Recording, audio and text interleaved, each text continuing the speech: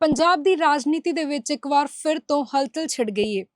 Aam Aadmi party ਦੇ ਦਿੱਗਜ ਨੇਤਾ ਸੰਜੀਵ ਅਰੋੜਾ ਦੇ ਘਰ ਤੇ ਰੇਡ ਕੀਤੀ ਜਾ ਰਹੀ ਹੈ। ਦੱਸਦੀ ਹੈ ਕਿ ਸੰਜੀਵ ਅਰੋੜਾ ਨਾ ਕੇਵਲ ਆਮ ਆਦਮੀ ਪਾਰਟੀ ਦੇ ਆਗੂ ਹਨ, ਬਲਕਿ ਉਹ ਇੱਕ ਉੱਘੇ ਉਦਯੋਗਪਤੀ ਅਤੇ ਸਰਮਾਏਦਾਰ ਵੀ ਹਨ। ਇਸ ਰੇਡ ਨੂੰ ਲੈ ਕੇ ਆਮ ਆਦਮੀ ਪਾਰਟੀ ਨੇ ਬੀਜੇਪੀ ਤੇ ਦੋਸ਼ ਲਗਾਇਆ ਹੈ ਕਿ ਬੀਜੇਪੀ ਇਹ ਸਾਰਾ ਕੁਝ ਪਾਰਟੀ ਤੇ ਦਬਾਅ ਬਣਾਉਣ ਲਈ ਕਰ ਰਹੀ ਹੈ ਤੇ ਇਹ ਸਾਰਾ ਕੁਝ ਆਉਣ ਵਾਲੀਆਂ ਚੋਣਾਂ ਦੀ ਤਿਆਰੀ ਲਈ ਕੀਤਾ ਜਾ ਰਿਹਾ ਹੈ। ਇਸ ਰਿਪੋਰਟ ਦੇ ਵਿੱਚ ਅਸੀਂ ਜਾਣਾਂਗੇ ਕਿ ਇਸ ਰੇਡ ਤੋਂ ਬਾਅਦ ਸੰਜੀਵ ਅਰੋੜਾ ਨੇ ਕੀ ਪ੍ਰਤੀਕਿਰਿਆ ਦਿੱਤੀ ਹੈ ਤੇ ਆਮ ਆਦਮੀ ਪਾਰਟੀ ਜਿਹੜੀ ਆ ਉਹ ਬੀਜੇਪੀ ਨੂੰ ਕਿਸ ਤਰ੍ਹਾਂ ਘੇਰ ਰਹੀ ਹੈ ਤੇ ਬੀਜੇਪੀ ਤੇ ਕੀ ਦੋਸ਼ ਲਗਾ ਰਹੀ ਹੈ ਤੇ ਨਾਲ ਦੀ ਨਾਲ ਬੀਜੇਪੀ ਦਾ ਇਸ ਤੇ ਕੀ ਕਹਿਣਾ ਹੈ, ਜਾਣਾਂਗੇ ਇਸ ਰਿਪੋਰਟ ਦੇ ਵਿੱਚ।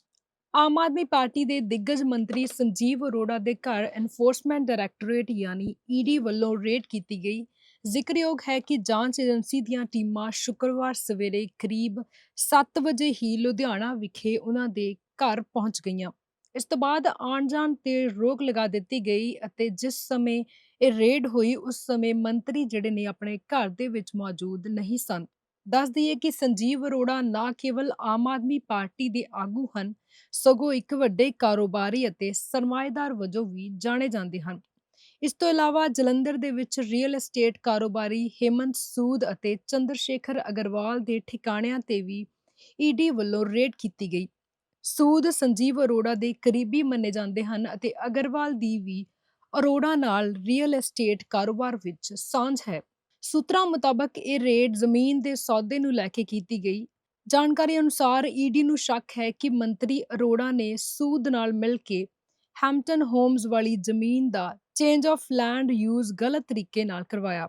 ਇਸ ਦੇ ਬਾਅਦ ਇੰਡਸਟਰੀਅਲ ਜ਼ਮੀਨ ਨੂੰ ਰਿਹਾਇਸ਼ੀ ਜ਼ਮੀਨ ਵਿੱਚ ਬਦਲ ਦਿੱਤਾ ਗਿਆ। ਦੱਸ ਦਈਏ ਕਿ ਪੰਜਾਬ ਦੇ ਵਿੱਚ 2027 ਦੇ ਵਿੱਚ ਵਿਧਾਨ ਸਭਾ ਦੀਆਂ ਚੋਣਾਂ ਹਨ ਅਤੇ ਉਸ ਤੋਂ ਪਹਿਲਾਂ ਪਿਛਲੇ 3 ਦਿਨਾਂ ਦੇ ਵਿੱਚ ਆਪ ਦੇ ਨੇਤਾਵਾਂ ਤੇ ਕੀਤੀ ਗਈ ਇਹ ਦੂਜੀ ਰੇਡ ਹੈ। ਇਸ ਤੋਂ ਪਹਿਲਾਂ ਆਪ ਦੇ ਰਾਜ ਸਭਾ ਮੈਂਬਰ ਅਸ਼ੋਕ ਮਿੱਤਲ ਦੇ ਜਲੰਧਰ, ਫਗਵਾੜਾ ਅਤੇ ਗੁਰੂਗ੍ਰਾਮ ਠਿਕਾਣਿਆਂ ਤੇ ਵੀ ਰੇਡ ਕੀਤੀ ਜਾ ਚੁੱਕੀ ਹੈ। ਰੇਡ ਦੀ ਇਸ ਕਾਰਵਾਈ ਦੌਰਾਨ ਸੰਜੀਵ ਅਰੋੜਾ ਦਾ ਇੱਕ ਬਿਆਨ ਸਾਹਮਣੇ ਆਇਆ ਹੈ। ਉਹਨਾਂ ਕਿਹਾ ਕਿ ਈਡੀ ਵੱਲੋਂ ਮੇਰੇ ਗਲਿਆਰੇ ਵਿੱਚ ਕਾਰਵਾਈ ਕੀਤੀ ਗਈ ਹੈ ਤੇ ਇੱਕ ਜ਼ਿੰਮੇਵਾਰ ਨਾਗਰਿਕ ਵਜੋਂ ਮੈਂ ਜਾਂਚ ਏਜੰਸੀਆਂ ਨਾਲ ਪੂਰਾ ਸਹਿਯੋਗ ਕਰਾਂਗਾ ਤੇ ਮੈਨੂੰ ਪੂਰਾ ਭਰੋਸਾ ਹੈ ਕਿ ਸੱਚਾਈ ਜਿਹੜੀ ਆ ਉਹ ਸਾਹਮਣੇ ਆਵੇਗੀ। ਇਸ ਦੇ ਨਾਲ ਹੀ ਇਸ ਮਾਮਲੇ ਤੇ ਬੋਲਦਿਆਂ ਆਮ ਆਦਮੀ ਪਾਰਟੀ ਦੇ ਸੁਪਰੀਮੋ ਅਰਵਿੰਦ ਕੇਜਰੀਵਾਲ ਨੇ ਕਿਹਾ ਕਿ ਸੱਤਾ ਲਈ ਹੋਸ਼ੀ ਰਾਜਨੀਤੀ ਕੀਤੀ ਜਾ ਰਹੀ ਹੈ। ਉਹਨਾਂ ਕਿਹਾ ਕਿ ਪਿਛਲੇ 3 ਦਿਨਾਂ ਦੇ ਵਿੱਚ ਇਹ ਦੂਜੀ ਵਾਰ ਹੈ ਜਦੋਂ ਆਪ ਦੇ ਕਿਸੇ ਨੇਤਾ ਦੇ ਘਰ ਈਡੀ ਦੀ ਰੇਡ ਹੋਈ ਹੈ। ਕੇਜਰੀਵਾਲ ਨੇ ਪ੍ਰਧਾਨ ਮੰਤਰੀ ਤੋਂ ਸਵਾਲ ਕੀਤਾ ਹੈ ਕਿ ਹੁਣ ਤੱਕ ਆਪ ਦੇ ਨੇਤਾਵਾਂ ਤੇ ਹੋਈਆਂ ਇਹਨਾਂ ਬੇਸ਼ੁਮਾਰ ਰੇਡਸ ਦੇ ਵਿੱਚ ਕਿੰਨਾ ਕਾਲਾ ਧਨ ਮਿਲਿਆ ਹੈ, ਕਿ 1 ਰੁਪਈਆ ਵੀ ਮਿਲਿਆ ਹੈ। ਉਹਨਾਂ ਕਿਹਾ ਕਿ ਪੂਰਾ ਦੇਸ਼ ਦੇਖ ਰਿਹਾ ਹੈ ਕਿ ਸਿਰਫ ਸੱਤਾ ਲਈ ਕਿਵੇਂ ਹੋਸ਼ੀ ਰਾਜਨੀਤੀ ਕੀਤੀ ਜਾ ਰਹੀ ਹੈ। ਚੰਡੀਗੜ੍ਹ ਦੇ ਵਿੱਚ ਕੀਤੀ ਗਈ ਪ੍ਰੈਸ ਕਾਨਫਰੰਸ ਦੇ ਵਿੱਚ ਪੰਜਾਬ ਦੇ ਮੁੱਖ ਮੰਤਰੀ ਭਗਵੰਤ ਮਾਨ ਦਾ ਵੀ ਇਸ ਮਾਮਲੇ ਦੇ ਵਿੱਚ ਬਿਆਨ ਸਾਹਮਣੇ ਆਇਆ ਹੈ।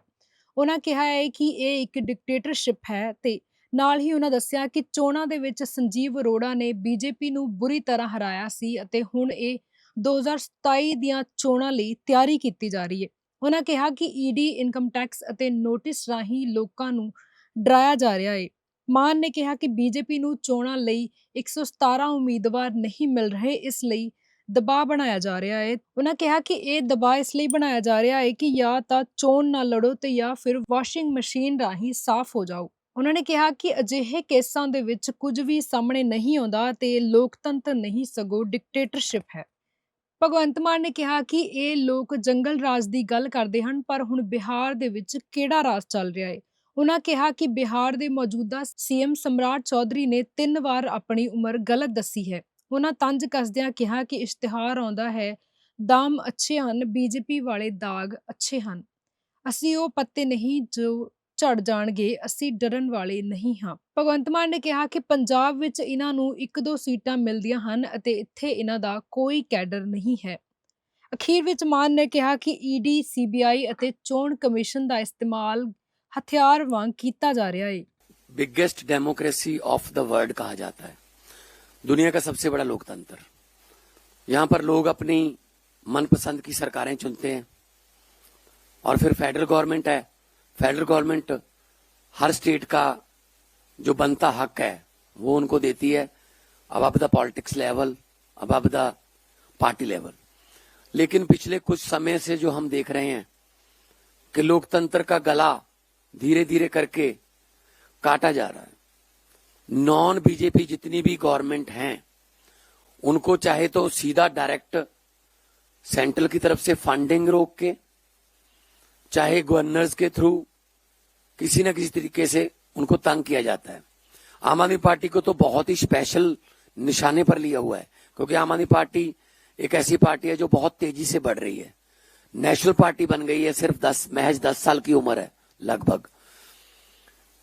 तो ऐसे में बीजेपी का ये सोचना कि कांग्रेस को तो झेल लेंगे, कांग्रेस के साथ तो मिले भी हुए हैं ये, कांग्रेस को तो झेल लेंगे, लेकिन तीसरा कोई पैदा ना हो जाए, इस सिलसिले में उन्होंने दिल्ली में हमारे नेताओं पर ईडी के पर्चे बनाए, शराब घोटाले के पर्चे बनाए, हमारे बड़े बड़े नेताओं को जेल में किया। अरविंद केजरीवाल को जेल में दिया, एक सिटिंग सीएम को, हमारे डिप्टी सीएम को जेल में, हमारे राज्यसभा मेंबर संजय सिंह जेल में। जितने भी हमारे पर्दे के पीछे भी अगर काम करने वाले कोई कार्यकर्ता या कोई हमारे पॉलिसी मेकर थे, सबको जेल में दिया गया, डराया गया, धमकाया गया, बीजेपी ज्वाइन कर लो वरना मुश्किल हो जाएगी। तो जो ये डराने की, धमकाने की राजनीति है, ये लगातार जारी है पूरे देश में। बंगाल में डीजीपी से लेकर सारे अफसर बदल दिए, क्योंकि इलेक्शन है। इलेक्शन लोगों से नहीं जीतते, ये इलेक्शन अपने ईडी, सीबीआई या इलेक्शन कमीशन या फिर जो अपने और डिपार्टमेंट हैं डराने वाले, ये उनके जरिए जीतते हैं। पिछले दिनों हमारे पंजाब से राज्यसभा सांसद अशोक मित्तल जी के यहां ईडी की रेड हुई। जो लवली यूनिवर्सिटी चलाते हैं, वहां पे 40,000 के करीब स्टूडेंट जो है वो शिक्षा लेता है। 35 से ज्यादा कंट्रीज से वहां पे स्टूडेंट जो है पढ़ने के लिए आते हैं। क्योंकि वो आम आदमी पार्टी के राज्यसभा के सांसद हैं, इसलिए अचानक से वो दागी हो गए। आज संजीव अरोड़ा जी के घर पे इस समय ईडी की रेड चल रही है। संजीव अरोड़ा जी हमारे बिजली मंत्री हैं, हमारे लोकल बॉडीज मिनिस्टर हैं। बुरी तरह से उन्होंने बीजेपी को हराया था बाई इलेक्शन में लुधियाना से, तो आज वो भी दागी हो गए। मतलब क्या है? मतलब है बीजेपी द्वारा 2027 के विधानसभा की चुनाव की तैयारी शुरू। ईडी भेजो, इनकम टैक्स भेजो, नोटिस भेजो, डराओ, क्योंकि इनको तो 117 बंदे नहीं मिल रहे इलेक्शन में। इलेक्शन लड़ने के लिए 117 बंदे नहीं मिल रहे बीजेपी को, तो वो कह रही है ईडी भेज के डराओ, जा तो तुम लड़ो ना, जा हमारे वॉशिंग मशीन में से निकलो। तो बहुत ही खतरनाक रुझान है, लोकतंत्र की हत्या हो रही है। इसकी कड़े शब्दों में निंदा भी करते हैं, और सिर्फ और सिर्फ नॉन बीजेपी सरकारों को तंग किया जा रहा है। सिर्फ और सिर्फ विपक्ष के नेताओं पर ये ईडी का जो डंडा चलता है, और निकलता कुछ भी नहीं है उसमें। अरविंद केजरीवाल और मनीष सिसोदिया जी को बाइज्जत बरी कर दिया गया। बरी भी नहीं कहूंगा मैं, मुकदमा ही नहीं शुरू हो सकता उन दस्तावेजों को के आधार पर। तो इसका मतलब इतना झूठा केस था कि मुकदमा ही नहीं हो सकता। लेकिन कहते हैं एक बार अंदर कर दो, बाद में इलेक्शन होने दो, फिर देखते हैं बाद में क्या होता है। हां, अगर कोई इनके आगे झुक गया, इनकी ईन मान ली, तो फिर वो वॉशिंग मशीन में से निकल के बिल्कुल दूध का धुला हो जाता है। उसके सारे दाग जो है वो मिट जाते हैं। क्या ये डेमोक्रेसी है? क्या ये लोकतंत्र है? ये डेमोक्रेसी नहीं है, ये डिक्टेटरशिप है। इन्होंने अभी बिहार का मुख्यमंत्री बनाया सम्राट चौधरी। कौन है वो? उस पर 7 कत्लों के केस का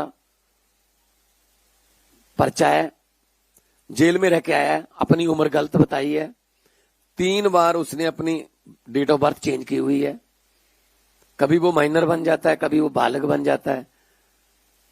और ये जंगल राज की बात करते रहते हैं। तो अब कौन सा राज आ गया बिहार में?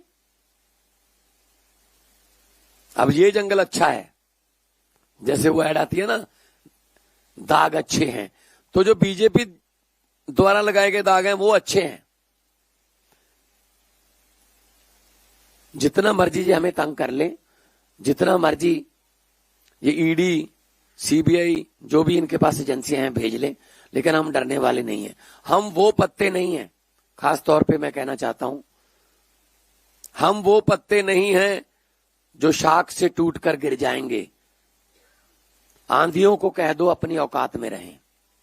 ਰੇਡ ਦੀ ਖਬਰ ਆਉਂਦਿਆਂ ਹੀ ਕੇਂਦਰੀ ਰਾਜ ਮੰਤਰੀ ਰਵਨੀਤ ਬਿੱਟੂ ਨੇ ਸੋਸ਼ਲ ਮੀਡੀਆ ਤੇ ਸੰਜੀਵ ਅਰੋੜਾ ਦੀ ਤਸਵੀਰ ਸ਼ੇਅਰ ਕੀਤੀ ਅਤੇ ਨਾਲ ਲਿਖਿਆ ਹੈ ਕਿ ਸਭ ਫੜੇ ਜਾਣਗੇ। ਰਵਨੀਤ ਬਿੱਟੂ ਨੇ ਕਿਹਾ ਕਿ ਸੰਜੀਵ ਅਰੋੜਾ ਨੂੰ ਇੰਡਸਟਰੀ ਲਗਾਉਣ ਲਈ ਅਤੇ ਲੋਕਾਂ ਨੂੰ ਰੋਜ਼ਗਾਰ ਦੇਣ ਲਈ ਇੰਡਸਟਰੀਅਲ ਪਲਾਟ ਮਿਲੇ ਸਨ, ਪਰ ਉਹਨਾਂ ਪਲਾਟਸ ਨੂੰ ਕਮਰਸ਼ੀਅਲ ਬਣਾ ਦਿੱਤਾ ਅਤੇ ਉੱਥੇ ਵੱਡੇ ਟਾਵਰ ਖੜੇ ਕਰ ਦਿੱਤੇ।